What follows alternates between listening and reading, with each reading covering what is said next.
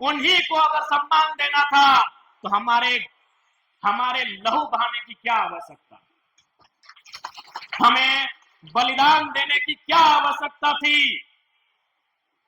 क्या आवश्यकता थी हमें शहादत देने की। अगर आप बिहार, उत्तर प्रदेश और बंगाल के लोगों का ही झारखंड में प्रमोशन करेंगे तो क्या आवश्यकता थी झारखंड बनाने की? कोई आवश्यकता नहीं थी।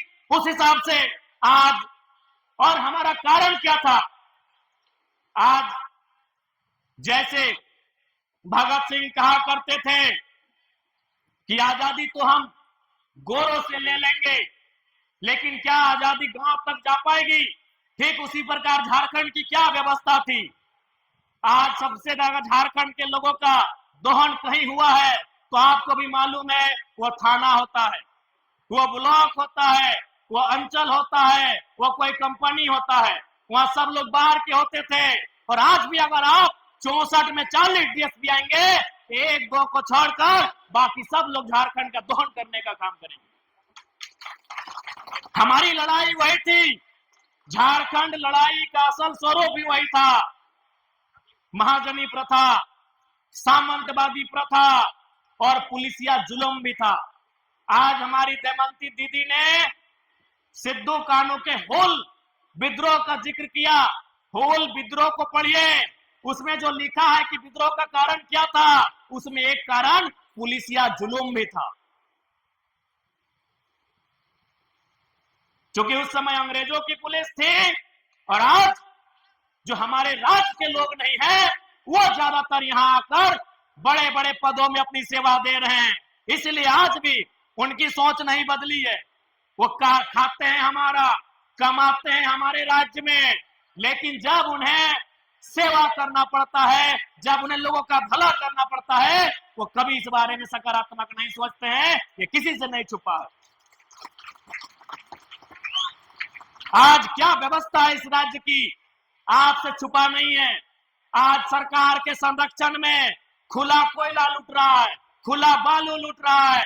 आज अब कल का अखबार पढ़िए, उसमें स्पष्ट लिखा है, नामकुम थाना है ना, नाम बोल रहे कौन थाना है?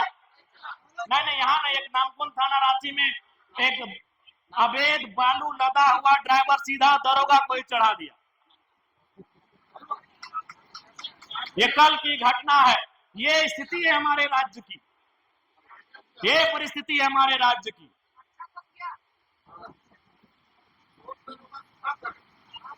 क्योंकि आज चूंकि सरकार के संरक्षण में दोष दोनों का है, जो लोग अवैध बालू लेकर चले उनका भी, और जो थाना प्रभारी वसूली करने के लिए आता है उसका भी।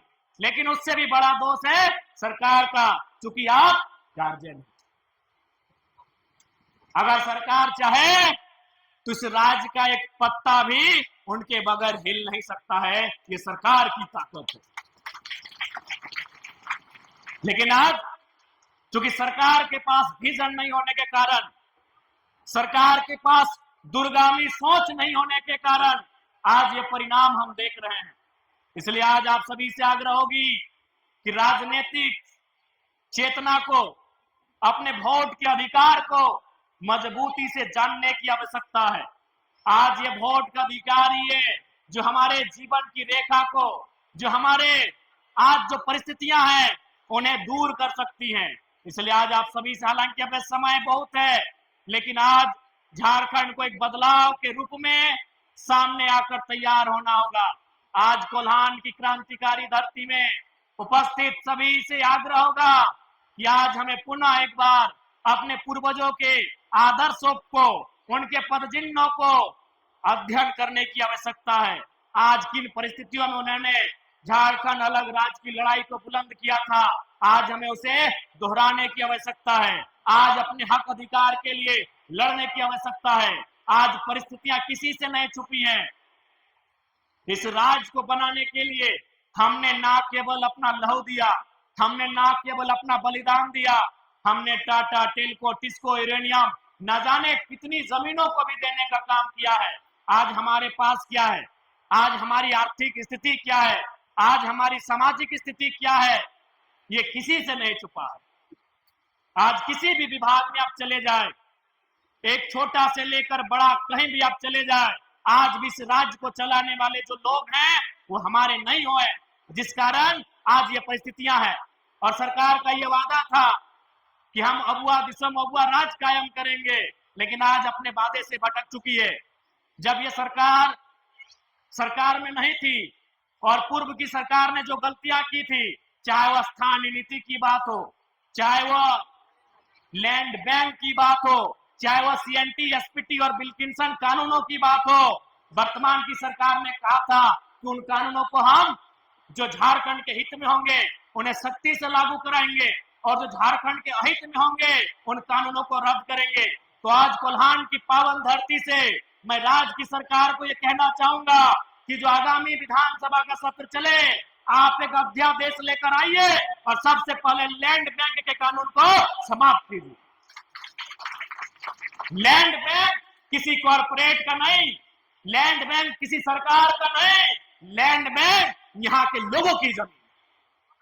आज जिस जमीन पर हम रसीद नहीं कटाने में सक्षम हो पाए, जिसे हम लोग सामान्य शब्दों में, सरल शब्दों में गैर मजरूआ कहते हैं, जिसे हम लोग सरना मसना की जमीन कहते हैं, जिसे हम लोग जहर खान बूढ़ा खान की जमीन कहते हैं, ऐसी जमीनों को सरकार ने लैंड बैंक बनाकर एक विशेष कानून बना दिया गया है, ताकि भविष्य में किसी उद्योगपति को, किसी अरबपति को वह जमीन कंपनी बनाने के लिए दे सके, जैसे कभी टाटा को दिया गया। तो सरकार को चाहिए, आदिवासी का मतलब क्या होता है? आदिवासी का मतलब जमीन जंगल होता है। आप हमारी जमीनों को लूटने लगे हैं, इसलिए वर्तमान की सरकार को चाहिए कि आगामी विधानसभा का सत्र जो चलेगा उसमें अध्यादेश लाए और लैंड बैंक के कानून को निरस्त करें और उन जमीनों को जो रैयत आज कई वर्षों से, कई दशकों से जो तोड़ कर रहे हैं, उनके पक्ष में रसीद काटी जाए। ये नियम लेकर आपको आना चाहिए, तभी झारखंड और झारखंड की अस्मिता बचेगी। नहीं तो आज आप जाके देख लीजिए, धनबाद, बोकारो, लगभग 25% धनबाद, बोकारो आज खंडहर बन चुका है,